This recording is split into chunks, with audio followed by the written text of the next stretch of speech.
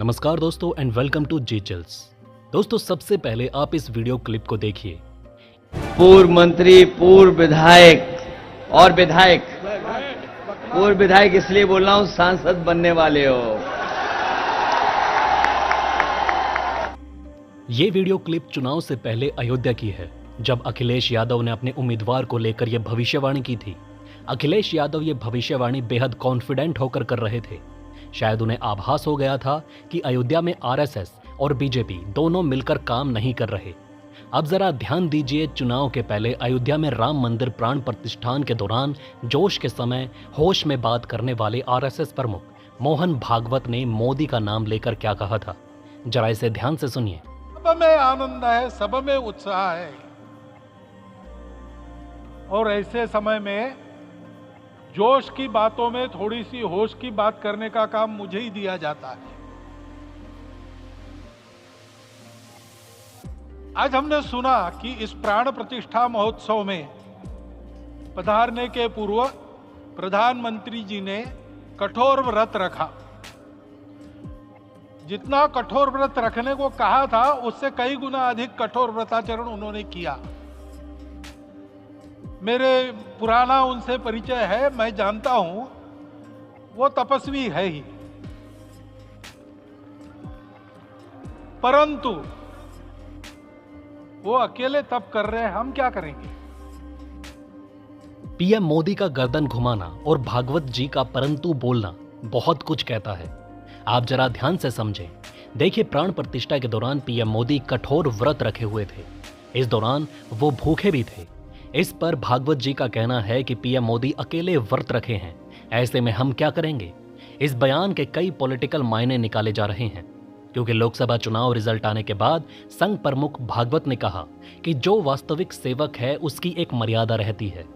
जैसा तथागत ने भी बताया है कि कुशलस्य उपसंपदा, शरीर को भूखा नहीं रखना है, लेकिन कौशल पूर्वक जीविका कमानी है। इससे दूसरों को धक्का नहीं लगना चाहिए। काम करने वाला मर्यादा का ध्यान रखता है। जो मर्यादा का पालन करता है उसमें अहंकार नहीं आता और वही सेवक कहलाने का अधिकारी है। वैसे पूरा भारत जानता है कि नरेंद्र मोदी खुद को प्रधान सेवक कहते हैं। ऐसे में भागवत जी का ये बयान पीएम मोदी से भी जोड़ा जा रहा है। आज मैं आपको भागवत जी के 5 से 6 ऐसे वीडियो दिखाऊंगा जिसे देखकर आप सब कुछ खुद समझ जाएंगे। दोस्तों, आगे बढ़ने से पहले आप सभी के लाइक और कमेंट के लिए मैं दिल से शुक्रिया अदा करना चाहता हूं। अब जरा आगे इस वीडियो को देखिए। परंतु वो अकेले तप कर रहे हैं, हम क्या करेंगे। अयोध्या में रामलला आए, अयोध्या से बाहर क्यों गए थे। रामायण में क्यों गए थे बाहर, तो अयोध्या में कलह हुआ। अयोध्या उस पुरी का नाम है जिसमें कोई द्वंद्व नहीं, जिसमें कोई कलह नहीं, जिसमें कोई दुविधा नहीं। वो हुआ 14 वर्ष वनवास में गए। चुनाव के पहले इस वीडियो में भागवत जी भगवान राम के वनवास की बात कर रहे हैं और अयोध्या में कलह, दुविधा और द्वंद्व की बात कर रहे हैं। यहाँ राजनीतिक पंडितों का मानना है कि कहीं भागवत जी मोदी को वनवास भेजने का विचार तो नहीं कर रहे। वहीं दूसरी तरफ उन्होंने कलह शब्द का प्रयोग किया है, जो बीजेपी और आरएसएस के बीच भी हो सकता है, या फिर मणिपुर को ध्यान में रखते हुए भी उन्होंने इस शब्द का प्रयोग किया होगा, क्योंकि चुनाव रिजल्ट आने के बाद मणिपुर को लेकर मोहन भागवत ने कहा कि देश में शांति की जरूरत है।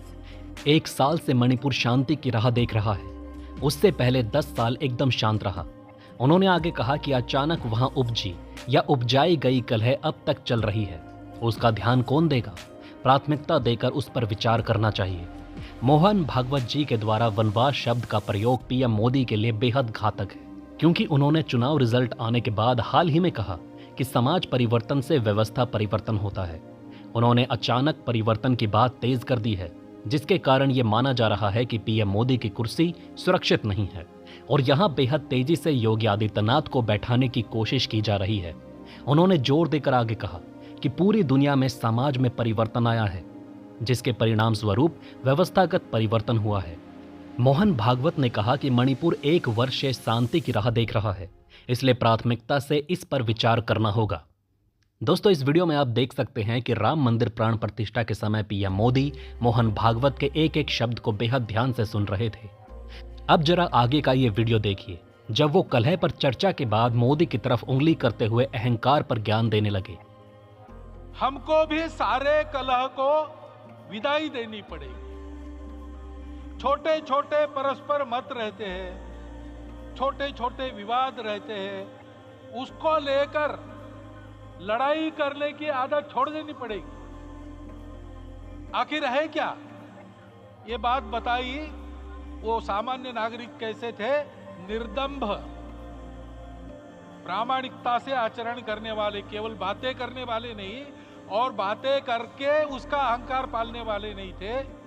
काम करते थे, आचरण करते थे और अहंकार नहीं था। ऐसे वो थे और धर्मरत थे।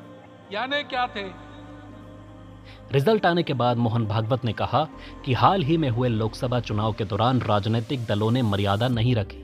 नागपुर में हुए आरएसएस के कार्यक्रम में उन्होंने कहा कि असली जनसेवक वही है जो अहंकार नहीं दिखाता और सार्वजनिक जीवन में काम करते हुए भी मर्यादा बनाए रखता है। आपको बता दें कि चुनाव प्रचार के दौरान विपक्ष बार बार पीएम मोदी पर मर्यादा तोड़ने का आरोप लगा रहा था।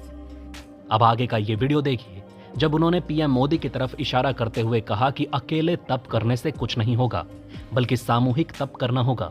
सब किसी की बात सुननी होगी, सबको साथ लेकर चलना होगा।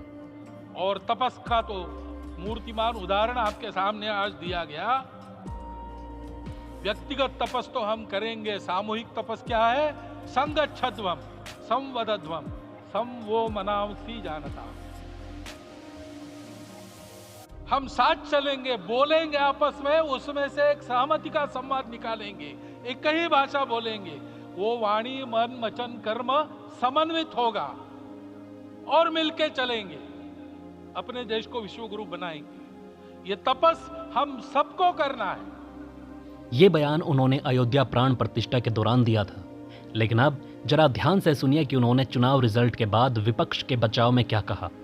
भागवत जी ने कहा कि चुनाव में स्पर्धा रहती है, लेकिन इसमें भी मर्यादा है।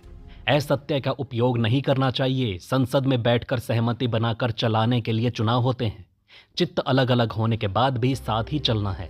सबका चित्त एक जैसा नहीं हो सकता, इसलिए बहुमत का प्रयोग किया जाता है। सिक्के के दोनों पहलू होते हैं, इसलिए संसद में सत्ता और प्रतिपक्ष की व्यवस्था है।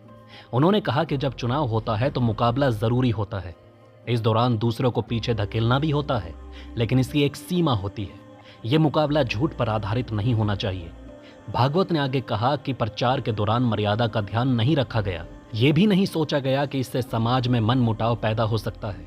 बिना कारण संघ को भी इसमें खींचा गया। तकनीक का सहारा लेकर असत्य बातों को प्रसारित किया गया। क्या विद्या और विज्ञान का यही उपयोग है? ऐसे देश कैसे चलेगा? मैं विरोधी पक्ष नहीं प्रतिपक्ष कहता हूं। उसे विरोधी नहीं मानता, उसका भी विचार होना चाहिए। चुनाव लड़ने में मर्यादा का पालन नहीं हुआ है। मोहन भागवत शायद ही कभी सार्वजनिक रूप से बीजेपी नेताओं की आलोचना करते हैं। ऐसे में अगर उन्होंने आलोचना की है तो संभावना है कि पार्टी और संघ के बीच भी खटपट की स्थिति हो। अब जरा आप इस अंतिम वीडियो को ध्यान से देखिए कि भागवत जी के भाषण के बाद मोदी ने अचानक क्या किया था। इतनी क्षमता हम सबकी है, इसका मैं एक बार स्मरण देता हूं, आप सबको धन्यवाद देता हूं और मेरे 4 शब्द समाप्त करूं। भागवत जी का भाषण खत्म होते होते पीएम मोदी पानी पीने लगे। अक्सर कहा जाता है कि जब पीएम मोदी नर्वस फील करते हैं तब वो तुरंत पानी मांगते हैं। इनडायरेक्ट तरीके से मोहन भागवत जी ने जो कुछ भी सुझाव दिया था उसे सुनकर निश्चित तौर पर पीएम मोदी असहज महसूस कर रहे थे। राजनीति में अक्सर आप सीधे तौर पर किसी की आलोचना नहीं कर सकते, खास करके जो बड़े और परिपक्व पॉलिटिशियन होते हैं। वो अपने व्यंग्य और इशारों से ही असली तीर निशाने पर लगा देते हैं। इस तरह से राम मंदिर प्राण प्रतिष्ठा के दौरान बीजेपी के शर्मनाक हार के 5 बड़े सबूत मिल गए थे। अखिलेश को तो पता चल गया था, लेकिन एग्जिट पोल बनाने वालों को इसकी भनक तक नहीं लगी थी। उन्हें अब हमारे इस वीडियो को जरूर देख लेना चाहिए। शपथ लेने के बाद पीएम मोदी की कुर्सी पर सबसे बड़ा खतरा आ चुका है और उन्हें किसी भी वक्त बदला जा सकता है। रिजल्ट आने के बाद जितनी तेजी से मोदी ने शपथ ली है, हो सकता है कि उतनी ही तेजी में उन्हें अपने पद से हाथ धोना पड़े। कई लोगों का मानना है कि आरएसएस की तरफ से मोदी को हटाने की आंधी तेज हो चुकी है और उनकी जगह पर कौन नेता आ सकता है उसका भी खुलासा आगे करूंगा। उत्तर प्रदेश, पश्चिम बंगाल, महाराष्ट्र और अयोध्या की हार के बावजूद पीएम मोदी कैसे फिर से शपथ ले सकते हैं? उन्होंने इस हार की नैतिक जिम्मेदारी अब तक क्यों नहीं ली है? इस बात को लेकर चर्चा तेज हो गई है। कई वरिष्ठ पत्रकारों का यह भी मानना है कि अगर बीजेपी और आरएसएस के बीच तकरार तेज होगी तो ऐसे में आरएसएस केजरीवाल का समर्थन कर सकती है। क्योंकि अगर आप सभी को याद हो तो अन्ना हजारे आंदोलन के समय आरएसएस ने अन्ना हजारे का समर्थन शुरू कर दिया था। अगर ऐसा फिर से हुआ तो बीजेपी के लिए बहुत बड़ी मुश्किल खड़ी हो जाएगी। जानकारों का मानना है कि आरएसएस के कारण ही उत्तर प्रदेश में भाजपा को इतना बड़ा झटका लगा है। लेकिन उत्तर प्रदेश अकेला राज्य नहीं है, बल्कि आरएसएस ने बीजेपी को महाराष्ट्र में भी बड़ा झटका दिया है। इस मामले पर शिवसेना के ठाकरे गुट के नेता संजय रावत ने कहा कि महाराष्ट्र में आरएसएस ने कहा था कि शिवसेना से अलायंस नहीं टूटना चाहिए, लेकिन सवाल है कि क्या बीजेपी आरएसएस की बात मानती है? आरएसएस ने बीजेपी को बढ़ाया, नैतिक ताकत दी, लेकिन 10 साल में बीजेपी ने सबसे पहले आरएसएस को खत्म किया। महाराष्ट्र में जैसा खेल हुआ, इतने नेता टूटे, सत्ता पर कब्जे के लिए करपट लोगों को साथ लिया, इसी कारण लोगों ने उन्हें ठुकराया। जिस अजीत पवार और अशोक चौहान को जेल में डालने की बात कह रहे थे, उन सभी को बीजेपी ने वॉशिंग मशीन में डालने की कोशिश की। लेकिन सबसे बड़ा सवाल तो तब मच गया जब आरएसएस के मुखपत्र ऑर्गेनाइजर में एक विस्फोटक आर्टिकल लिखा गया। इसे लेकर आरएसएस के नेता रतन शारदा ने कहा कि मेरे आर्टिकल पर सकारात्मक प्रतिक्रिया दे रहे हैं कार्यकर्ता। राष्ट्रीय स्वयंसेवक संघ के नेता रतन शारदा ने आरएसएस के मुखपत्र ऑर्गेनाइजर में एक आर्टिकल लिखा है। उन्होंने कहा कि सैकड़ों कार्यकर्ताओं ने उनके आर्टिकल की तारीफ की। रतन शारदा ने इंडिया टुडे से कहा कि बीजेपी और आरएसएस के कई नेताओं ने मुझे संदेश भेजा है, वो मेरे लेख से सहमत है। इससे पता चलता है कि दोनों के बीच एक अंतर है। बीजेपी सुधार करने और वापसी करने के लिए जानी जाती है। मैंने ये आर्टिकल सकारात्मक नजरिए के साथ लिखा है। अब आइए जरा जान लेते हैं कि आखिर इस आर्टिकल में क्या लिखा था। इस आर्टिकल में लिखा गया है कि महाराष्ट्र में अजीत से गठबंधन के कारण नुकसान हुआ। आर्टिकल में पूछा गया कि जब बीजेपी शिंदे सेना के पास पर्याप्त बहुमत था तो अजीत को साथ क्यों लिया गया। आर्टिकल के अनुसार जो लोग हिंदू के खिलाफ काम करते थे और हिंदुओं को गाली देते थे, उन्हें अचानक बीजेपी में क्यों शामिल कर लिया गया। जिन्हें नहीं पता, उन्हें हम बता दें कि बीजेपी का जन्म देने वाला आरएसएस है और आरएसएस जब चाहे तब बीजेपी के टॉप लीडरशिप को बदल सकता है। ऐसे में मोदी का प्रधानमंत्री बने रहना मुश्किल हो जाएगा। लेख में कहा गया है कि कोई भी लक्ष्य मैदान पर कड़ी मेहनत से हासिल होता है, न कि सोशल मीडिया पर पोस्टर और सेल्फी शेयर करने से होता है। बीजेपी के नेताओं के बारे में कहा गया कि चूंकि वो अपने बुलबुले में खुश थे, नरेंद्र मोदी के नाम की चमक का आनंद ले रहे थे, इसलिए वो सड़कों पर आवाज नहीं सुन रहे थे। ये चुनाव के परिणाम कई लोगों के लिए सबक हैं। 2024 के लोकसभा चुनाव का परिणाम इस बात का संकेत है कि बीजेपी को अपनी राह में सुधार करने की जरूरत है। कई कारणों से नतीजे उसके पक्ष में नहीं गए। आरएसएस के सदस्य रतन शारदा ने लेख में आगे बीजेपी और संघ के संबंधों पर भी बात की। उन्होंने कहा कि मैं इस आरोप का जवाब देना चाहता हूं कि इस चुनाव में आरएसएस ने बीजेपी के लिए काम नहीं किया। मैं साफ साफ कह दूं कि आरएसएस बीजेपी की कोई फील्ड फोर्स नहीं है। वास्तव में दुनिया की सबसे बड़ी पार्टी के पास अपने कार्यकर्ता हैं। मतदाताओं तक पहुंचना, पार्टी का एजेंडा समझना, साहित्य और वोटर कार्ड बांटना आदि जैसे नियमित चुनावी काम उसी की जिम्मेदारी है। इसमें आरएसएस की कोई भूमिका नहीं, इसलिए आरएसएस को बदनाम ना किया जाए। भाजपा के राष्ट्रीय अध्यक्ष जेपी नड्डा ने बीजेपी आरएसएस तनाव को कभी सतह पर नहीं आने दिया, लेकिन उनके एक बयान की काफी चर्चा हुई, जिसमें उन्होंने कह दिया था कि भाजपा अब काफी परिपक्व हो चुकी है और उसे अब आरएसएस के सहयोग की आवश्यकता नहीं। नड्डा का यह बयान बेहद संतुलित संदर्भों में था, लेकिन इसका आशय यही निकाला गया कि भाजपा आरएसएस में तनाव ज्यादा है। पार्टी को इसका नुकसान भी उठाना पड़ा। अब यहां सीधे तौर पर माना जा रहा है कि आरएसएस और बीजेपी में सब कुछ ठीक नहीं चल रहा। इसी बीच मोहन भागवत सीएम योगी से मिलने 5 दिन के लिए गोरखपुर में स्वयं सेवकों के शिविर में पहुंच चुके हैं और यहां बहुत बड़ा ऐलान हो सकता है। इस पर जैसे ही कोई नया अपडेट आएगा, हम आपके पास वीडियो लेकर हाजिर हो जाएंगे। तो दोस्तों, इस वीडियो में फिलहाल के लिए इतना ही। इस तरह की डेली वीडियो कंटिन्यू रखने के लिए हमें आपके समर्थन की जरूरत है।